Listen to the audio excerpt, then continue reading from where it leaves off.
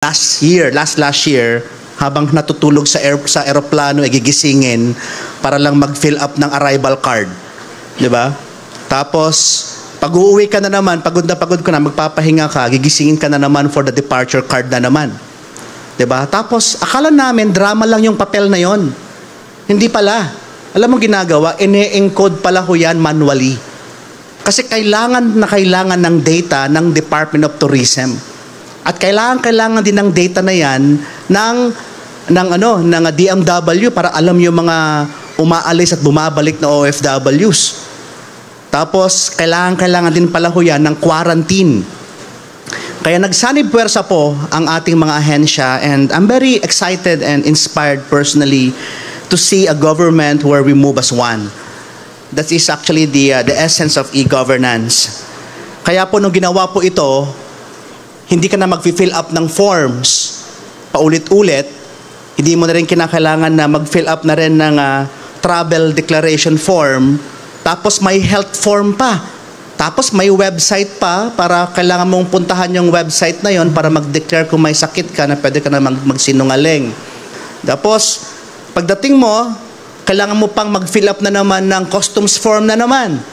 Tapos pag OFW ka, kailangan mo magpakita ng proof na totoong OFW ka talaga.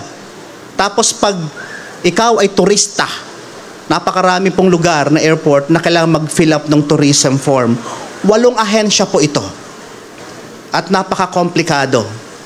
Pero po ang e-travel system, I'm very ecstatic to announce that it simplified a lot of things.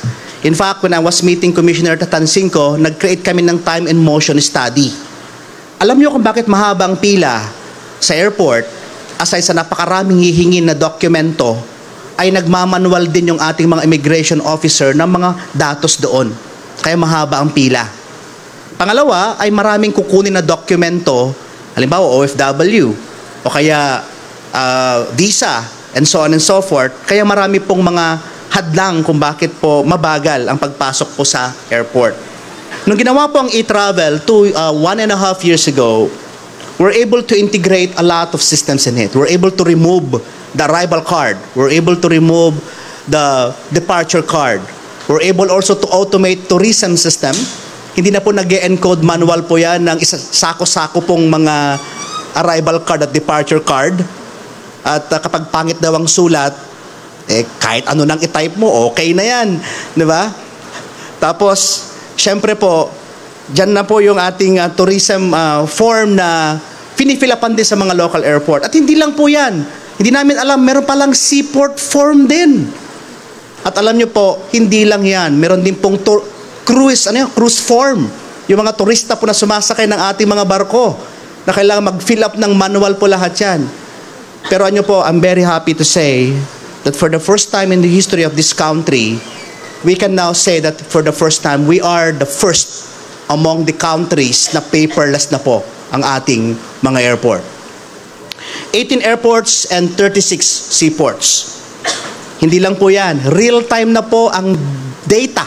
Imagine mo si tourism natutuwa kasi imagine nyo, kita niya agad-agad kung ilan ang pumapasok na Korean, ilan ang pumapasok na American, or ano man yung mga turista. At alam niya kung anong lugar yung kailangan niyang ayusin.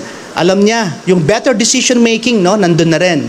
Sa OFW, pinakita sa akin si Charles, natutuwa sila sa DMW. First time nilang makita yung bumabalik na OFW para magkaroon ng reintegration.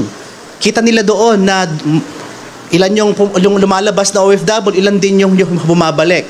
Sa immigration naman, pagka-scan ng passport, sa immigration or sa e-gate, hindi na kailangan magtanong pa. Bubulagan agad-agad ang data niya sa DMW, sa OFW Pass. Hindi na magtatanong yan kung OFW pa.